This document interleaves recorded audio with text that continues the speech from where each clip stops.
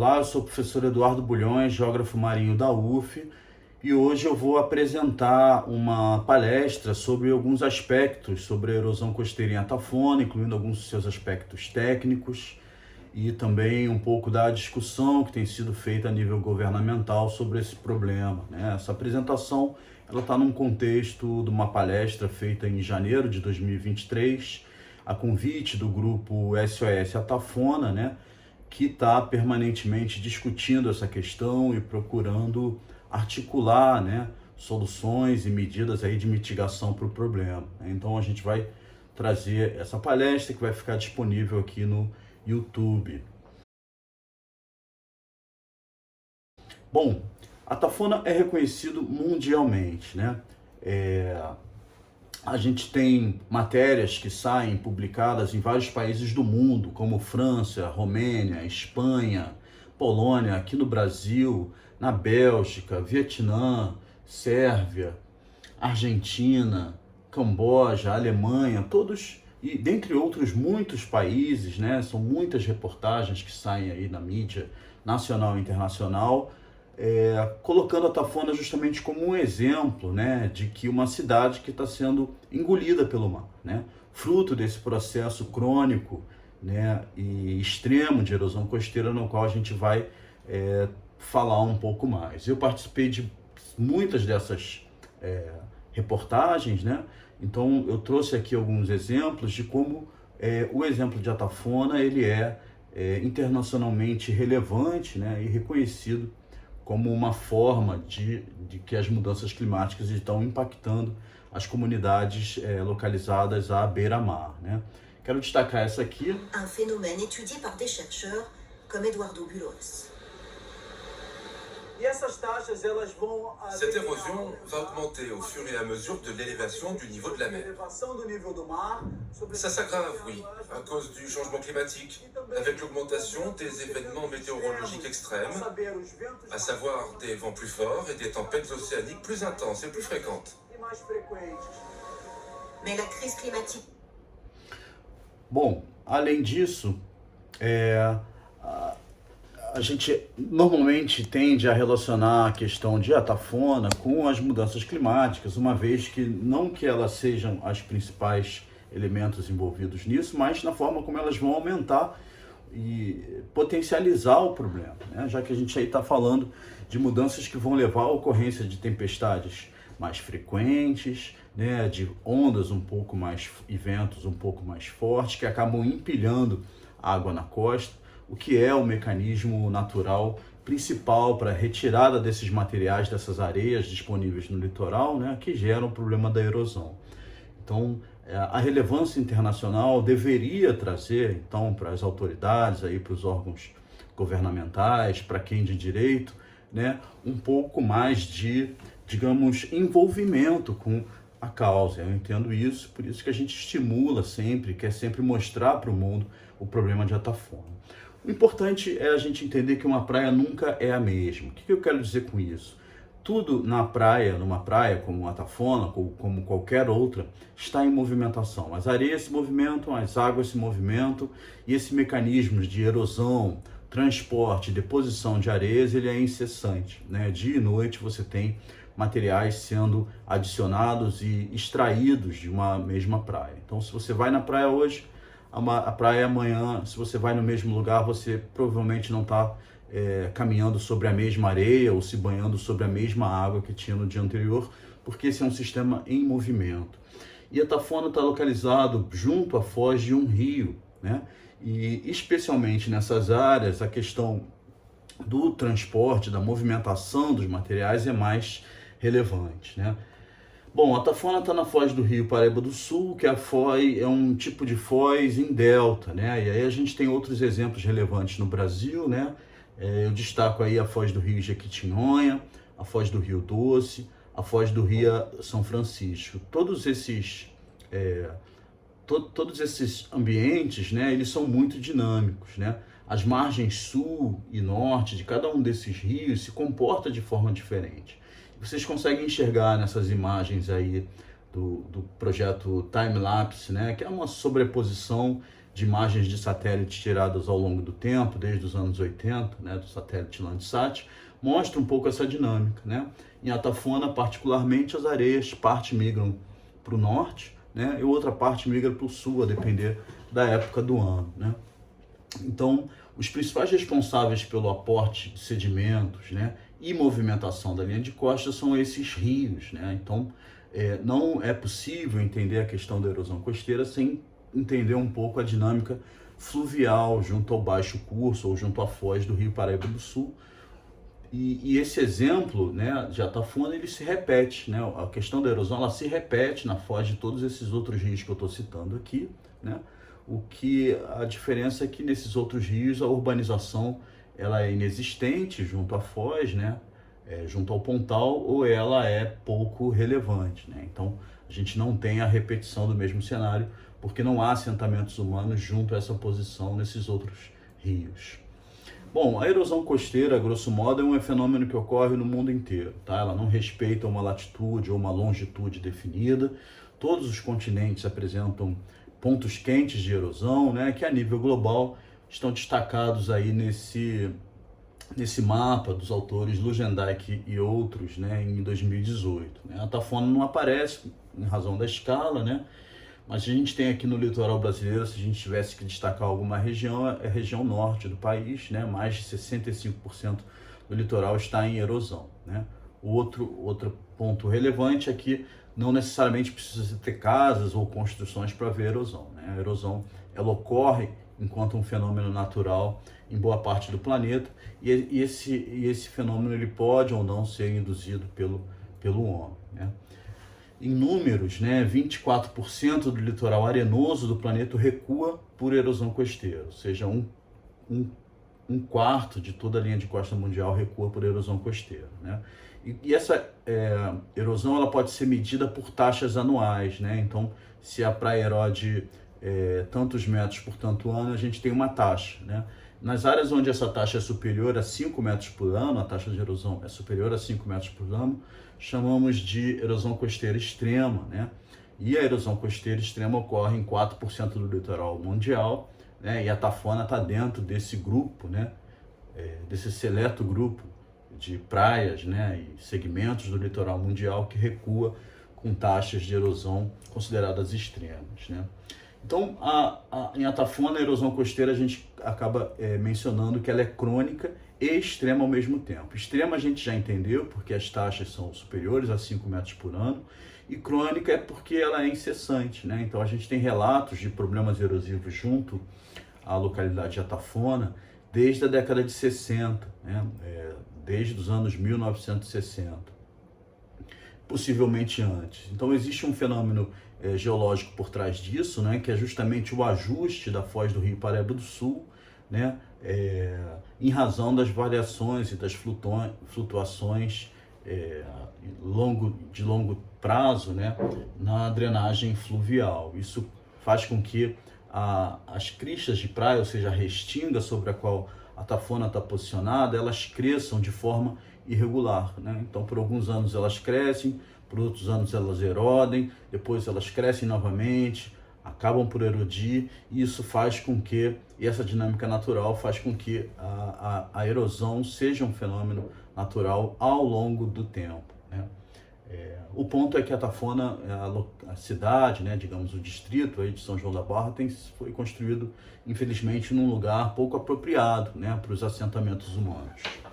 A gente tem aqui esse mapa que mostra que ao norte Gargaú, na posição central ali Atafona e um pouco ao sul Gruçaí, né? A gente tem uma combinação aí de perfis, né, de cores. Os verdes são áreas onde ocorre o fenômeno oposto à erosão, que a gente chama de acreção ou progradação, né? Mas aí o termo técnico tem algumas diferenças que não cabem aqui. E a Atafona é esse segmento que está em erosão ali em vermelho, né? Vamos dar uma olhada nas taxas, né? Em Gargaú, as taxas anuais de acreção, ou seja, do litoral avançando sobre o mar, são na ordem de 11 metros por ano, né? Perto de 11 metros por ano. Significa dizer que se você tivesse construído uma casa lá há 5 anos, né? Possivelmente na beira da praia, possivelmente agora você já estaria a 55 metros, né? Se fosse há 10 anos, 110 metros da linha da praia, né? Então você tem um fenômeno oposto à erosão, que é o fenômeno da acreção. Isso ocorre por quê? Porque determinado segmento do litoral recebe mais areias do que perde. Lembram que eu falei, que eu mostrei lá atrás, que as praias elas mudam, e essa mudança se dá, ou a praia recebe areia, ou ela perde areia. Ora ela recebe, ora ela perde. Quando esse balanço entre o que eu recebo e o que eu perco, ele é assimétrico, ou seja, você tem ou o avanço, né, quando uma praia recebe mais materiais, ou um recuo, quando a praia recebe menos materiais do que perde, né?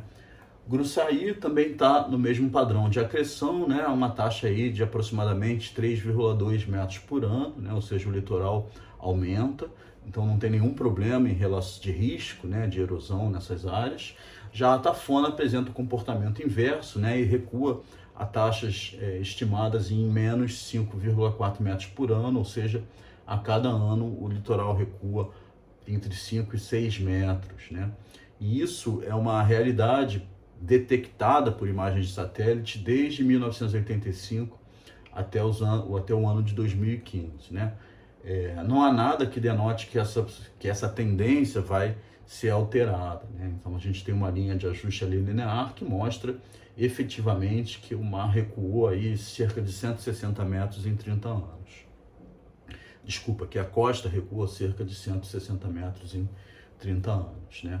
E uma projeção para o futuro, feita por Voduskas e outros em 2020, mostra que essa tendência tende a se acirrar, né? E cada vez mais na medida em que a gente considera os cenários de mudanças climáticas, né? A linha preta considera o cenário mais otimista das mudanças climáticas, né? Enfim, com o aumento da concentração de gases de efeito estufa, né? O RCP 3,5, e no RCP 8,5, que é o cenário mais, digamos, extremo, que é o que estamos hoje, né, de emissão de gases de efeito estufa, há uma tendência do litoral recuar cada vez mais aceleradamente, né, que é um problema. Então, ou seja, a gente não tem nenhuma evidência de que a erosão vai parar nos próximos anos e nas próximas décadas, né, o que torna a questão da erosão um problema atual e um problema futuro também. Bom, as principais causas da erosão costeira aqui em Atafona, né, a gente poderia entrar num detalhamento técnico muito aprofundado, mas não vamos fazer isso, né, mas vamos destacar alguns deles. Cabe citar inicialmente alguns fatores que a gente chama de geológicos e geomorfológicos, né, que a própria evolução natural do relevo costeiro, como eu disse, né, o ajuste do litoral à migração do Rio Paraíba do Sul, né?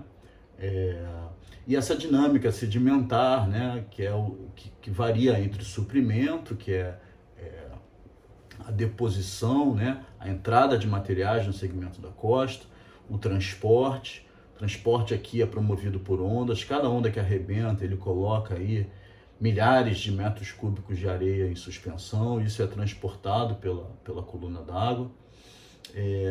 A supressão, que é justamente essa retirada, né? A Tafona perde areias normalmente em marés mais cheias. O que a gente chama de marés mais cheias, né? Quando a gente tem um empilhamento de água. A água ela está sendo sempre empurrada para o litoral pelas ondas. Isso já é normal, né? As ondas batem na praia e retornam. No entanto, quando a maré está mais cheia, ou seja, eu tenho algum fenômeno meteorológico que faz com que exista mais água sendo empurrada para a praia, você tem uma sobrelevação, né, dessa coluna d'água, e ela vai atingir cada vez mais adentro, né, o litoral, né? Então você tem isso que a gente chama de wave setup. Ela normalmente acontece nos meses onde tem um vento mais forte, né, e ao longo do ano, durante as luas cheias e luas novas, que é o que a gente chama maré de Cisídias. Então, se a gente soma um evento meteorológico como um ciclone, mais ventos muito fortes do quadrante nordeste, mais as marés de lua cheia ou de lua nova, a gente tem realmente um problema um pouco maior com essas águas adentrando cada vez mais o litoral. E esses são os aspectos que eu estava chamando, que a gente pode também trazer, que são os aspectos climáticos e oceanográficos, né? Você tem a questão do regime de chuvas na bacia hidrográfica do Rio Paraíba do Sul, que é bem ampla, né? Começa lá em São Paulo, Minas Gerais, e vem drenando aí em direção a São João da Barra, né? Quanto mais chuva, maior é a força hidrodinâmica do rio, né? Para transportar areias em direção ao litoral. Então, maiores vazões são entendidas como positivas do ponto de vista da erosão costeira, né? Ou seja, quanto mais chover, mais alto for o nível do rio, mais areia acaba sendo transportada em direção ao litoral, né? E essa areia pode eventualmente aumentar o pontal, ou pode realmente agregar sedimentos à praia, protegendo-a naturalmente, né? Mas um regime de chuvas elevado, ele também pode trazer outros riscos que a gente bem conhece. Quando é o oposto, ou seja, se há uma tendência no regime de chuvas de reduzir, né, as vazões no rio, a gente tem então menos areia chegando até o litoral, né? E aí com menos entrada de areia, prevalece a retirada de areia pelas ondas e a praia entra num ciclo de erosão. Então, o regime de chuvas e de vazões do Rio Paraíba do Sul são relevantes para a gente compreender o fenômeno da erosão costeira local. Clima de ondas e ventos, eu já falei, as ondas e ventos elas vão atuar empurrando mais ou menos água em direção à costa, né? Se empurrar mais água, a erosão também é desencadeada. Ondas de tempestade, maré meteorológica, né? Que ocorre com a ocorrência desses ciclones que eu mencionei, que podem ser um problema. A circulação costeira, né? Que é a velocidade das correntes, né? Ou seja, quanto mais rápidas são as correntes, ao longo do litoral, elas conseguem transportar maiores volumes de areia para longe de Atafona, né? E as mudanças climáticas, né, que causam uma intensificação desses fenômenos, sejam eles meteorológicos ou climáticos, né, ou oceanográficos. Então as mudanças climáticas elas podem acelerar o problema, né, aumentando o risco da erosão ou aumentando as taxas de erosão em Atafona. E tem uns fatores sociais também que são relevantes, né? São todos os usos e atividades na bacia hidrográfica. A gente está falando do Rio Paraíba do Sul, que é uma bacia hidrográfica mais importante do sudeste do Brasil, né? 2/3 da água do Paraíba do Sul vão para abastecer o sistema Guandu, que vai abastecer a região metropolitana do Rio de Janeiro, né? Dezenas de barragens ao longo do médio e baixo curso do Rio Paraíba do Sul, né? Atividades de mineração. Então todos os usos que são feitos ao longo do rio, eles geram um impacto, em última análise, junto à foz, né? O impacto que a gente tem visto nos últimos 60, 80 anos é de redução das vazões, né? Ou seja, o rio ele cada vez tem menos capacidade de chegar ao mar, né? Com isso, ele tem cada vez menos capacidade de empurrar areias até o litoral, e com menos areia no litoral, novamente, né, a gente considera que isso é ruim, né, uma vez que a praia deixa de ser abastecida por essas areias. Eu estou falando isso porque se você pegar um grão de areia na praia de Atafona e comparar com um grão de areia que está no leito do rio, eles são idênticos, né? O que prova, efetivamente, que é o Rio Paraíba do Sul que transporta areias para o litoral. Bom, existe uma questão da ocupação do Pontal e Praia de Atafona, obviamente, eu já mencionei, né? Não era para ter sido, é uma área geologicamente instável, né? Então, dentro de um contexto de planejamento urbano, aí, de cidades litorâneas, essa área do Pontal de Atafona não deveria ter sido ocupada pelo homem, né? E a forma que a ocupação se deu foi, e aí isso não é só em Atafona, né? No Brasil inteiro a gente tem esses exemplos, a urbanização avança muito para o litoral, né? Além dos limites aceitáveis. Quais são esses limites? Os limites ativos que a gente chama, né? Se você eventualmente chega hoje na beira da praia e olha a praia, você tem que ter noção de que a praia ela está assim, ela não é assim, né? Eventualmente o mar ele precisa de areias que estão posicionadas mais acima, né? Então, o mar normalmente utiliza uma faixa maior do litoral do que a gente consegue enxergar se a gente for um dia ou outro na praia, né? Então, é o que a gente chama de limite ativo da praia. Então, nenhuma dessas áreas poderia ter sido ocupada, né? E houve, sim, supressão de dunas. Normalmente o que se faz no Brasil é a especulação imobiliária, né? Tende a avançar sobre o litoral e esse avanço sobre o litoral gera normalmente a eliminação da vegetação de restinga e o aplainamento de dunas frontais aí, né? Só que esses elementos, tanto a restinga quanto as dunas frontais, fazem parte do ecossistema dinâmico da praia e são fundamentais para sua manutenção, né? Para sua estabilidade também. Bom, outros fatores sociais importantes são os de adaptação, né? Como as pessoas vão se adaptar aos novos cenários. A adaptação aqui em Atafona tem sido basicamente de uma retração forçada. O que é isso? Ou seja, o bom exemplo da Dona Sônia mostra isso. O mar chega num limite em que o morador, o residente, não tem mais o que fazer, né? Então ele tem que forçadamente, né, abandonar a sua casa, né, ou mandar demolir a sua casa e se mudar para outro lugar, né?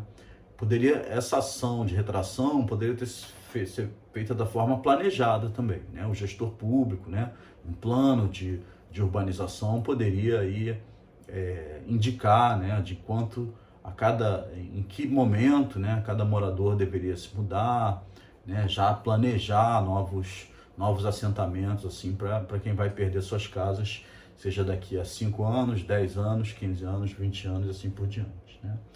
E outros fatores sociais relevantes para a questão é a falta de planejamento e gestão da orla marítima. O governo federal já tem há mais de 20 anos um programa para a gestão da orla marítima, né? É uma discussão ampla com a sociedade, as 3 esferas de poder, né? A União, Estados e municípios, sobre a ocupação e uso das atividades feitas no litoral.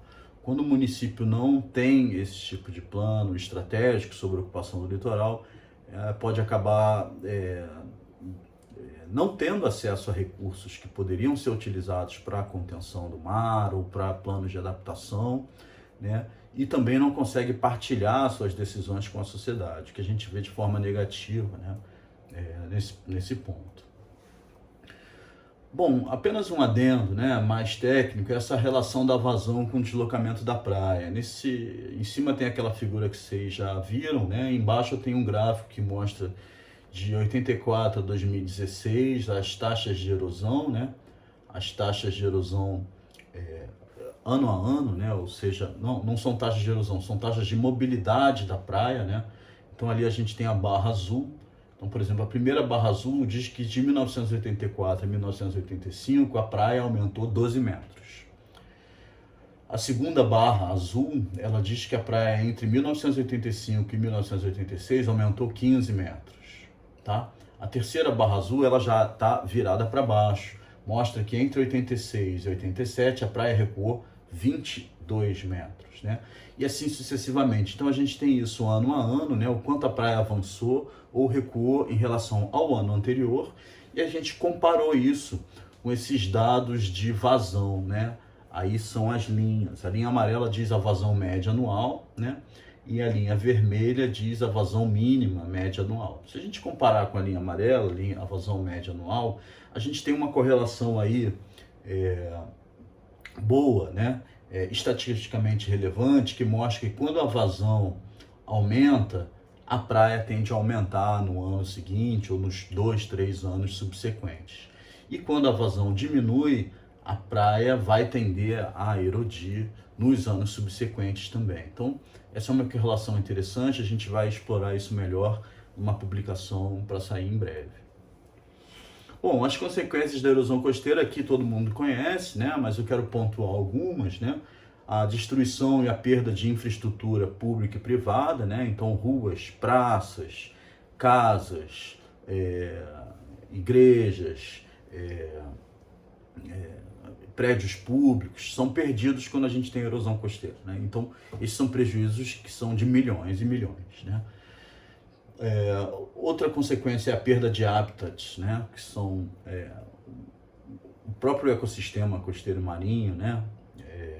Ele perde quando há erosão, porque aquela tartaruga que botava seus ovos na base daquela duna já não pode mais, aquela coruja buraqueira que tinha seu ninho ali no topo da duna já não pode mais colocar. Então você tem perda desse habitat, né? Ou seja, quanto menor a praia, menor é o habitat para essas espécies que dependem, né, desse ecossistema. E perda de serviços ecossistêmicos, né? Quando a gente perde área de duna, por exemplo, a gente está perdendo um aquífero, né? As dunas são ótimas em servir como receptora, né, de água da chuva que vai se acumulando, né? Outros serviços ecossistêmicos são esses de suporte à vida e à biodiversidade, e outros, o mais importante aqui nesse caso, é o de própria proteção do litoral, né? As dunas, a praia e a duna são elementos naturais de defesa do litoral contra a erosão costeira. Então, à medida em que eu tenho a erosão e a destruição desses ecossistemas, eu estou reduzindo cada vez mais minha capacidade natural de proteger. Então, isso é um mecanismo de retroalimentação positiva, né? No caso, quanto mais tem erosão, mais o litoral fica suscetível à erosão, e isso é um problema, né? Perda de território também é relevante. Todo mundo sabe que os municípios têm uma área, né, sob seu poder. Então, à medida que eu tenho erosão, eu estou reduzindo a área do município, né? Então, há uma perda de território. Redução da biodiversidade, eu já citei. Potencial aumento da ação destrutiva das ondas na costa, também já citei isso, né? Que é justamente, quanto mais frágil o litoral, mais frágil ele fica para o próximo evento de erosão, evento de ressaca, uso de marés mais altas. Existem impactos negativos em atividades econômicas ligadas ao turismo, né? Ou seja, em Atafona a gente não consegue ter uma orla, né? Não consegue ter aí algumas outras pousadas e residências de veraneio, porque você tem um problema grave de erosão, né? E isso impacta turisticamente o município, né? O turista que estava acostumado a vir para Atafona e perdeu sua casa uma, duas vezes, ele começa a frequentar, ele vai comprar uma casa em outro lugar, né? No Espírito Santo, talvez, ou na região dos Lagos, no Rio de Janeiro. Esse turista deixa de ir para lá por causa desse problema. Há uma desvalorização, em alguns pontos até completa, dos imóveis situados à beira-mar, né? Existem os impactos negativos para a pesca artesanal, né? Também, uma vez que os pescadores estão sempre preocupados, né, em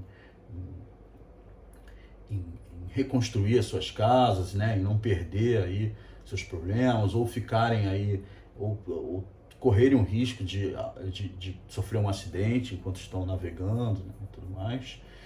Outros impactos negativos de difícil mensuração, como os psicossociais afetivos, isso tem muito a ver as vivências que as pessoas não têm mais com o seu ambiente, né? Olha, aquela praça onde eu frequentava já foi engolida pelo mar, aquele clube que a gente ia nas festas de carnaval já não existe mais, a casa onde eu passei a minha infância já foi destruída pelo mar.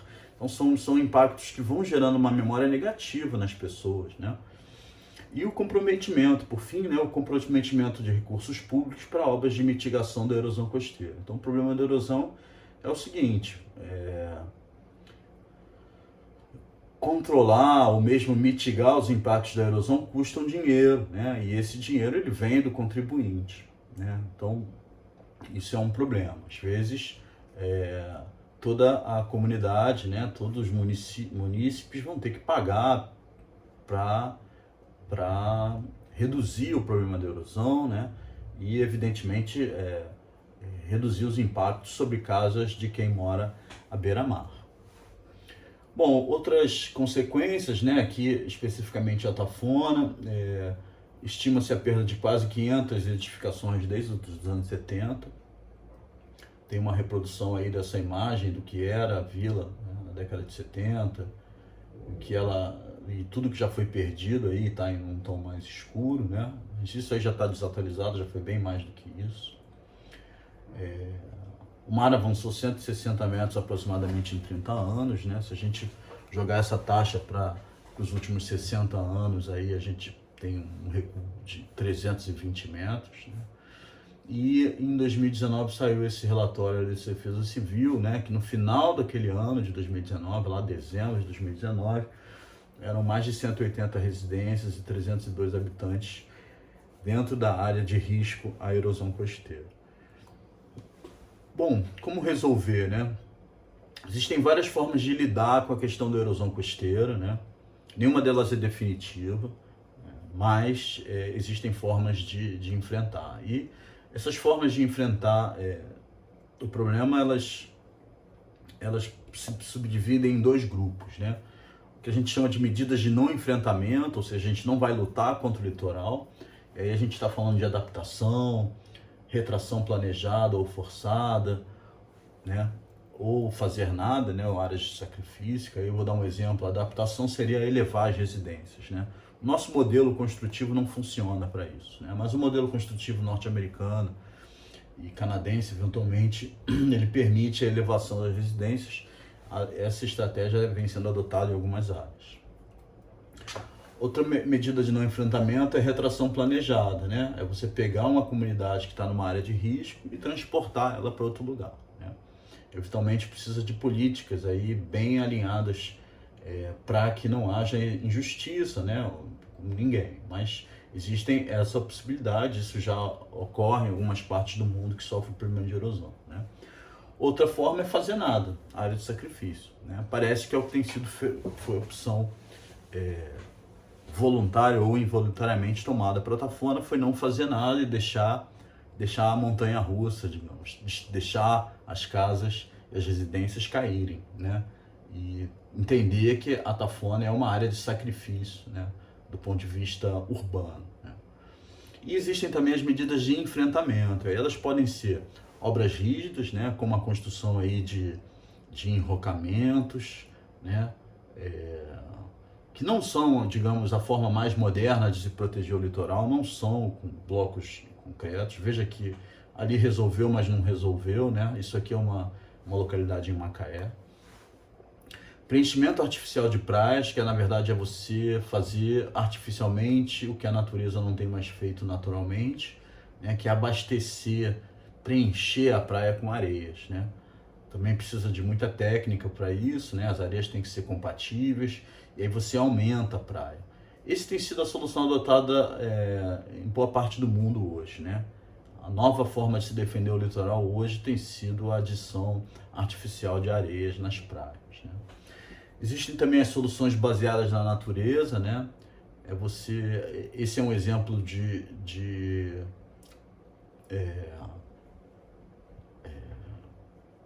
construção de dunas artificiais. Na verdade, você não constrói a duna, né? Aí nesse exemplo eles construíram essas cercas. Na época de vento, essas cercas elas seguram as areias que estão em movimentação. Essas areias acabam se acumulando e formando dunas. Depois eles vão lá e promovem o plantio de espécies fixadoras dessas dunas. E pronto, a gente tem ali uma linha de defesa, né? Isso dá para ser feito com um custo não relativamente baixo, né? E as soluções híbridas, né, que eu deixei de falar, né, que são aquelas soluções que vão combinar uma estrutura rígida com soluções baseadas na natureza, né? E aí eu quero deixar aqui uma questão, antes da gente avançar, uma questão para refletir, né? Eu vou mostrar aqui dois tipos de estrutura. Eu vou perguntar que tipo de estrutura, né, combina melhor com a defesa do litoral em uma cidade litorânea, né, que se pretende atrativa, segura e sustentável, né? O ponto aqui é o seguinte, ambas são em Rio das Ostras, né? Eu fui dar uma palestra sobre o problema da erosão lá, eles têm um problema crônico lá também, e ambas têm a mesma função ecológica, né? Quando a gente coloca esses blocos de concreto na figura do lado esquerdo, o que a gente quer é proteger o que está atrás. Quando a gente mantém uma faixa de restinga vegetada, né, preservada em frente à praia, o que acontece na prática é o litoral não avançar, o mar não avançar sobre o litoral. Então, na prática, elas têm a mesma função, tá? Se vocês tivessem que adotar, escolher uma, né, qual seria, né? Qual seria a melhor solução dessas? Então, eu deixo aqui essa questão. Mas para auxiliar na resposta de vocês, eu vou dar um exemplo aqui da minha cidade, da cidade que eu estou morando agora, que é Macaé, né? Durante uma ressaca que ocorreu agora no ano de 2022, a gente tem uma área protegida por vegetação e uma área sem a proteção da vegetação na Praia Campista, né? Que é aqui na orla de Macaé. Vocês devem, quem já foi a Macaé deve conhecer. É muito nítido o quanto a vegetação fixadora de dunas, né? Ela promove uma proteção natural ao litoral. E essas imagens não me deixam mentir acerca desse tema. Onde não tem vegetação, você vê que aí o espraiamento das ondas ultrapassa o limite da praia e chega ali na ciclovia e na rodovia, né? Na Avenida Atlântica. Naqueles dois pontos. Onde eu tenho a vegetação de restinga, você tem ali a proteção. Isso é muito nítido aqui em Macaé. Bom, vou trazer algumas discussões recentes sobre o tema da erosão, né? Algumas discussões sobre as quais eu participei, sobre o que fazer com a questão de atafona, né? Parece um problema sem solução, né? Então eu quero trazer um pouco dessas discussões e mostrar que há caminhos, né, para se avançar no enfrentamento do problema. Bom, em 2008 houve um abaixo-assinado dos munícipes, né, da população aí de São João da Barra, com cerca de 1.300 assinaturas, solicitando ao Ministério Público Federal a impetração de uma ação civil pública para a execução de uma obra de contenção, né? A princípio eles queriam um quebra-mar, né, na praia de Atafona. No mesmo ano, o MPF determina uma expedição, né, provocada por isso, uma expedição de ofício ao IBAMA, requisitando vistoria na área, o Departamento de Obras Hídricas do Ministério da Integração Social, a mesma coisa, e ao município de São João da Barra solicitando esclarecimentos. Então, o MPF se movimentou pedindo esclarecimentos para alguns órgãos, né? Em 2009, a Prefeitura de São João da Barra informa ao Ministério Público que formalizou um contrato junto à Fundação Copetec, né, da UFRJ, com vistas a obter respostas em relação à melhor intervenção a ser realizada em Atafona, né, ponderando opiniões não concordantes escolhidas juntos a especialistas. Então, houve uma primeira discussão e aí solicitaram à Fundação Copetec, da COP e UFRJ, um parecer, né. No ano de 2009, o IBAMA, né, depois de provocado pelo Ministério Público Federal, deu uma resposta apontando que o fenômeno, né, resumidamente, né, é um fenômeno irreversível e o custo-benefício de qualquer obra de engenharia não compensa e não pode ser afirmado como uma solução definitiva. Isso é muito importante, né? Não dá para entender uma obra como uma solução definitiva para a Atafona, e eu tenho dito isso em todos os lugares que eu vou. A única barreira como obstáculo ao avanço do mar era a cobertura do mangue, da vegetação de restinga e das dunas que foram destruídas pela ocupação urbana junto à Atafona. E o IBAMA, por fim, sugere a desocupação da faixa litorânea e que promoveria-se, então, o replantio da vegetação de dunas, restingas e de manguezal. Também em 2009, em resposta, a Fundação Copetec, contratada pela Prefeitura Municipal de São João da Barra, dá uma resposta, né, na forma de um parecer, mostrando que não há impedimentos para a realização de obras de engenharia costeira, né? O custo das obras, que é superior ao patrimônio que se pretende proteger, e aí isso inviabiliza, né? Ou seja, não tem por que eu fazer uma obra que vai ser mais cara do que aquilo que eu estou protegendo. E o mais econômico seria a desapropriação da área com indenização a quem fosse desapropriado, né? Isso em 2009. As obras costeiras teriam um efeito local e temporário, né? Ou seja, elas não são definitivas, em razão da natureza do fenômeno. A obra mais cara seria o engordamento de praia periódico a cada 5 ou 10 anos, com os melhores resultados, né? Eu discordo em relação um pouco ao custo, mas não discordo em relação a que esse tipo de engordamento teria os melhores resultados. Um muro ao longo de 2 km seria a intervenção mais barata, ela impediria a derrubada de casas e acabaria de vez com a praia de frente ao muro, exigiria vistorias e manutenção periódicas. Então, uma obra rígida como um muro, né, perpendicular à praia, paralelo à praia, ele traria alguns benefícios, ou seja, as casas não iriam mais cair, mas você desapareceria completamente com a praia, não haveria mais praia, né? Você ia ter ruas que chegariam no muro e o muro que chegaria diretamente no mar, né? E um campo de espigões com preenchimento de areia seria uma solução intermediária entre essas duas. Esse relatório ainda cita que, havendo desapropriação de uma área de maior risco, né, as casas frontais ali, as ruas e casas seriam removidas ou demolidas e a área seria renaturalizada, virando um parque com praia, né? Evidentemente a erosão continuaria e no futuro o processo teria que ser renovado. Bom, pulando para o ano de 2013, né, em razão de vários pareceres não muito concordantes com o que seria a melhor solução, o que não seria, o Ministério Público Federal arquivou esse procedimento.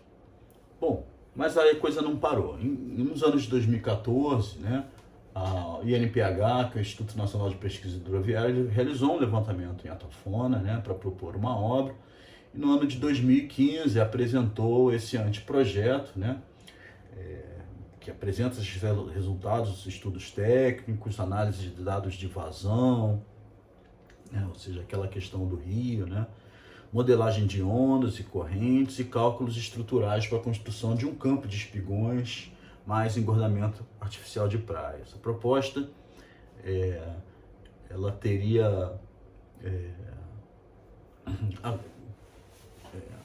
preconizaria a construção de 9 espigões, que estão essas estruturas aí em vermelho ao longo do litoral, né? E esses espigões, um campo de espigão, ele é um tipo de obra rígida, né, que tem como função barrar o transporte litorâneo de areias, ou seja, as areias deixam de circular ao longo do litoral, né? Seriam 9 espigões curvos, enraizados na praia, com cerca de 240 metros de comprimento a cada um deles, né, espaçados a cada 400 metros, mais um engordamento, que eles chamam de aterro hidráulico, né, com 100 metros de largura, declividade de 1 para 50 e cota de 5 metros. Ou seja,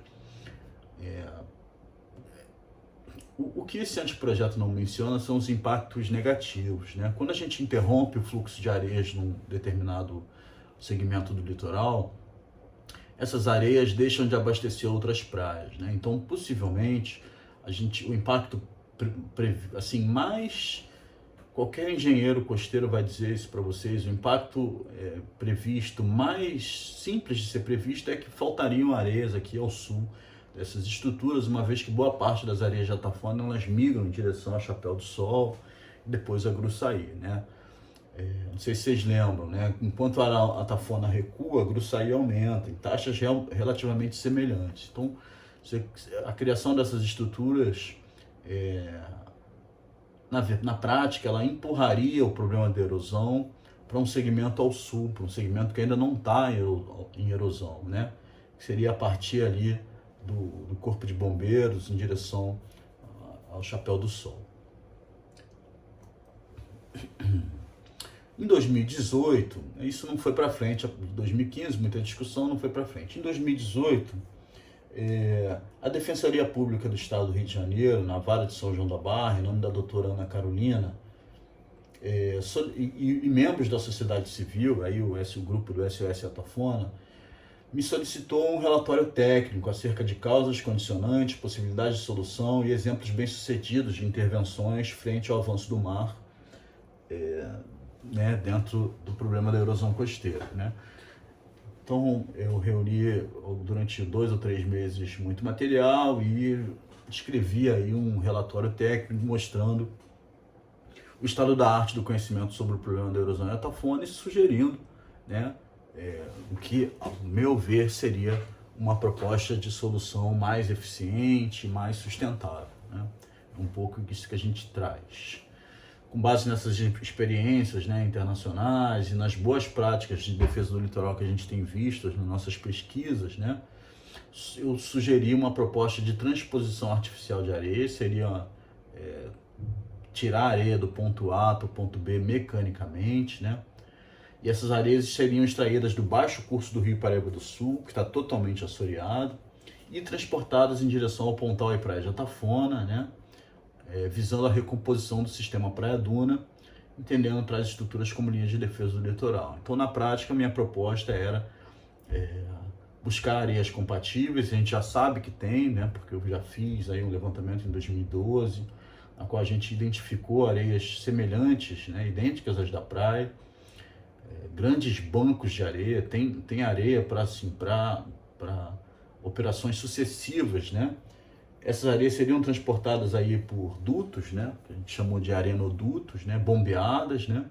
E transportadas em direção ao pontal. Uma vez no pontal, essa pilha de areia seria espalhada ao longo desse trecho de 2 quilômetros, 2,5 km, né? Recriando a praia e as dunas, né? E aí recompondo a restinga, né? E criando aí, digamos, uma estrutura artificial de defesa do litoral. A gente fez alguns cálculos de dimensões e chegou a alguns valores, né, na qual a gente pode mencionar numa outra oportunidade. O ruim de deixar falar isso no passado e deixar gravado é porque os valores, os projetos vão mudando, né? Então é melhor a gente conversar em particular sobre os volumes necessários, né? Até porque a própria erosão já avançou. Então, a partir desse meu relatório, foi reaberta essa discussão específica sobre erosão junto ao Ministério Público Federal, né? E o Ministério Público Federal atuou reunindo as partes envolvidas em uma sequência de reuniões com as instituições locais, especialistas no tema, né? A gente trouxe especialistas a nível nacional, né, sobre o tema, até a criação de um grupo de trabalho pela Prefeitura. Então, tem algumas fotos aí das reuniões, né? A prefeita Carla Machado participando, membros do SOS Atafona, Defensoria Pública, gente do Porto do Açu, muita gente participando. No que seguem essas discussões, né, e o grupo de trabalho ficou acordado então a realização de uma audiência pública, né, em São João da Barra, foi na Câmara Municipal, para debater a questão da erosão costeira e as propostas, né, apresentadas para combater os seus impactos adversos. Foi o que eu fiz, né, uma apresentação mostrando a questão da erosão e as possíveis soluções, né, para a defesa do litoral, né, e como elas se comparam, né, quais são os problemas de um tipo de solução, os impactos ambientais negativos de um tipo de solução ou de outro, né. Qualquer intervenção no litoral tem impactos, eles precisam estar muito claros para a população. Foi também pontuada a necessidade de algum tipo de cooperação técnica entre a Prefeitura e a UF, né, com vistas à elaboração de um estudo de viabilidade para as intervenções. Isso lá foi dito em 2019. Ainda nesse contexto, em reunião ampliada do grupo de trabalho no Ministério Público Federal, participaram representantes da Câmara Técnica do MPF, em Brasília, um conjunto de especialistas, né, do Ministério Público Federal lá em Brasília, né, especialistas em oceanografia, e discutiu-se em amplo espectro as soluções para a defesa do litoral, né, seus impactos relevantes no entorno e as experiências bem e mal sucedidas apontadas no país. Então, toda essa discussão já foi bastante exaustiva sobre o tema e ela está toda documentada, né? E nesse contexto houve também a apresentação de uma terceira proposta, né, feita pelo engenheiro Rogério Ribeiro, né, que é uma proposta semelhante ao do INPH, né, no entanto há uma mudança um pouco no formato dessas grandes estruturas, né. Essa concepção seriam construídas 6 enrocamentos de pedras no formato de bermas geotécnicas, largos o suficiente para propiciar a balneabilidade e proteger o engordamento de praia a ser também implementado. Muito se fala do modelo de Marataízes, né, que foi adotado lá, mas tem problemas, né? Eu pontuei, inclusive, na audiência pública, o quanto a questão de Marataízes gerou erosão ao sul, né? Então, bom, o que é muito claro é que corre-se o risco com essas estruturas rígidas de se resolver o problema local e transportar ele para uma praia ao lado, né? O que não é desejável, né? Não é admissível, a gente sabendo que há impactos negativos, para uma área que hoje não está em erosão, tornar-se a ficar em erosão, não é admissível que a gente aprove, né, ou digamos, concorde com um tipo de intervenção como essa, né? Então, novamente, não tem uma solução definitiva, isso está pontuado em pareceres da COP, do IBAMA, né? E não vão ser essas estruturas que vão trazer essa solução definitiva. Bom, o que há de comum em todas as propostas é que há necessidade de se movimentar a areia para se posicionar ela no litoral novamente, né? Então, o que há de comum entre as propostas é o engordamento da praia. Seja esse engordamento feito com estruturas rígidas, seja ele feito sem estruturas rígidas, né? Então, trago aqui alguns exemplos. As duas imagens de cima são em Miami, né? E eles engordam a praia lá a cada 2 anos, porque as praias são um ativo de defesa do litoral e são um ativo turístico também, né? E lá isso é financiado pelo trade turístico, né? E o exemplo de baixo de Balneário Camboriú também, que foi financiado pelo trade turístico, né? O poder público entrou com uma parte, mas o projeto, concepção, também foi feito pelo trade turístico. E é interessante perceber que o exemplo de Balneário Camboriú também foi uma luta da comunidade local, né, de 30 anos. Eles começaram a discutir isso no final dos anos 70, né, uma proposta de engordamento da praia, né, e foi feito. Bom, no ano de 2020, né, o Ministério Público Federal, diante de todas as discussões que foram feitas no grupo de trabalho, né, e consultando seus especialistas, eles elaboraram um parecer, né? Esse parecer foi elaborado pela Câmara Técnica do Ministério Público Federal em Brasília, assinado por 2 oceanógrafos, né? Um oceanógrafo e um engenheiro sanitário, né?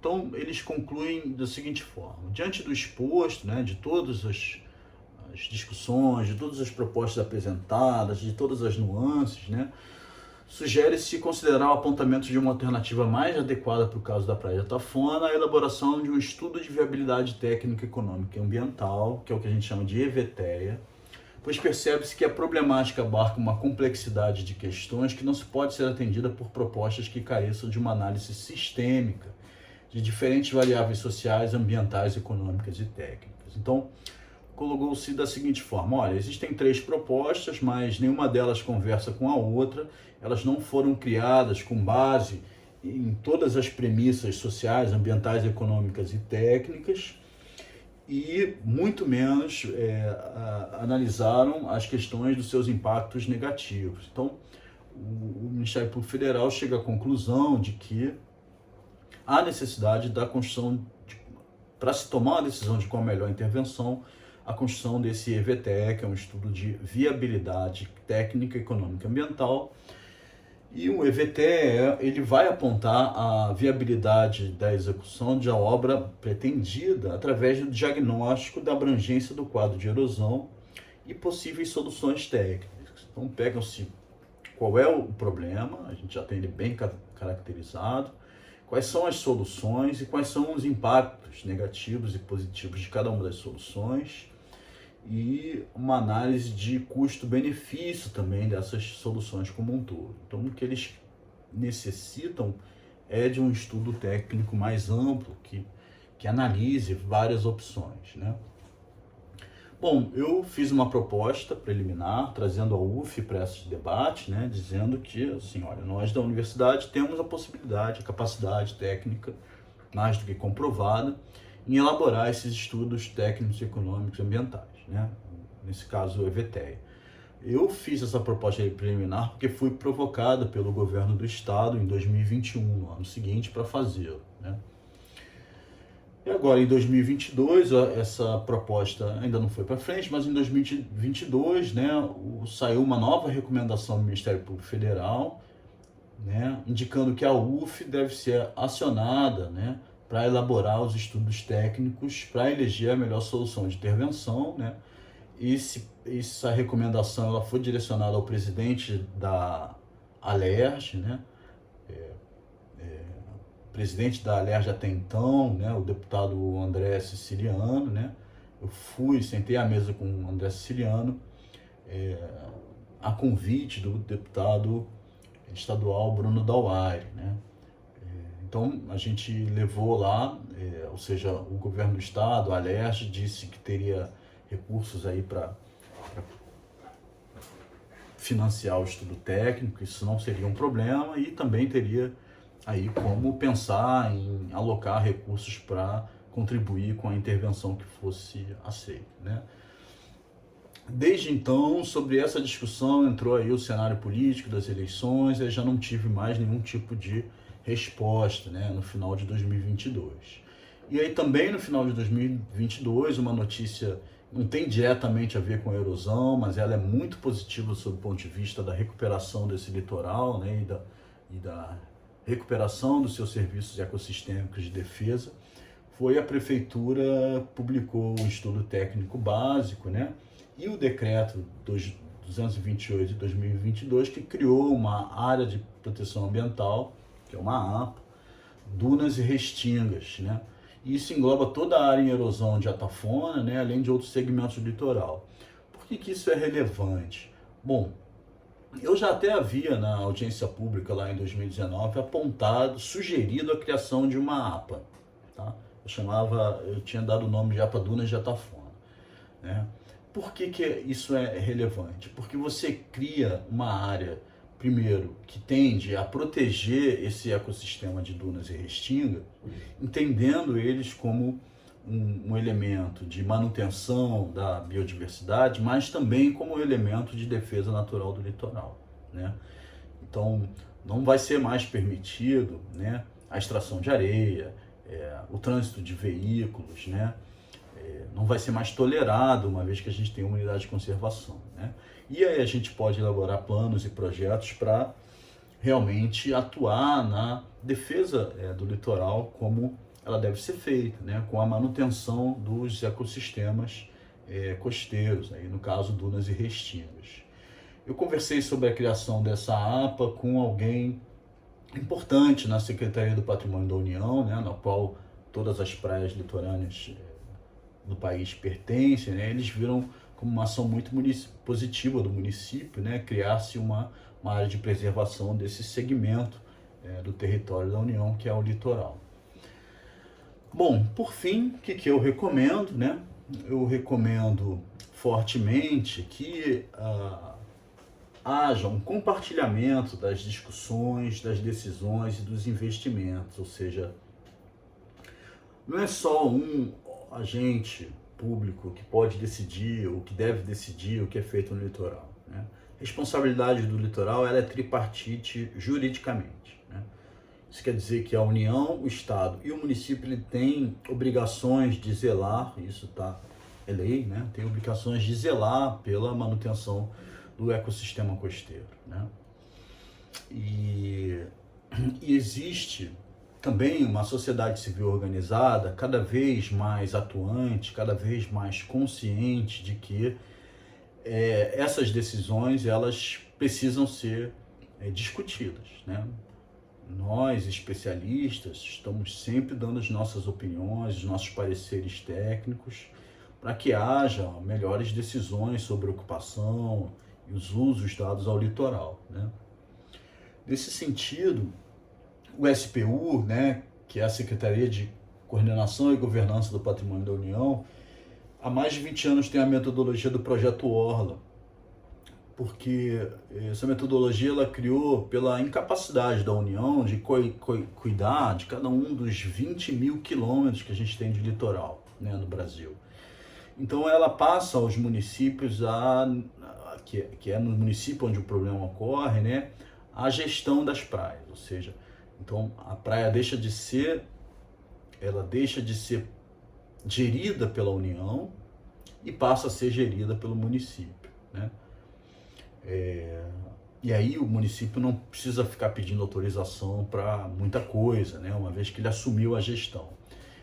Mas a gestão ela tem que ser compartilhada. Então o município assume a gestão, mas essas discussões têm que ser partilhadas entre a sociedade civil organizada, ONGs, por exemplo, a União, né, com a SPU, hoje está muito forte, com muitos recursos, o Ministério do Turismo, o Ministério do Desenvolvimento Regional, o Estado, através do INEA, aqui, né, e o município através das secretarias de meio ambiente, secretaria de turismo, dentre outras, né? Então, esses atores, eles precisam estar envolvidos, né? Essa é a boa prática de tomar decisões sobre o litoral, né? É hoje essa metodologia de gestão compartilhada da orla, né? E de decisões que são também compartilhadas com a sociedade civil. Bom, esse era meu recado para hoje. A gente vai chegar aqui exatamente a 1 hora de palestra, então eu deixo aqui o meu muito obrigado.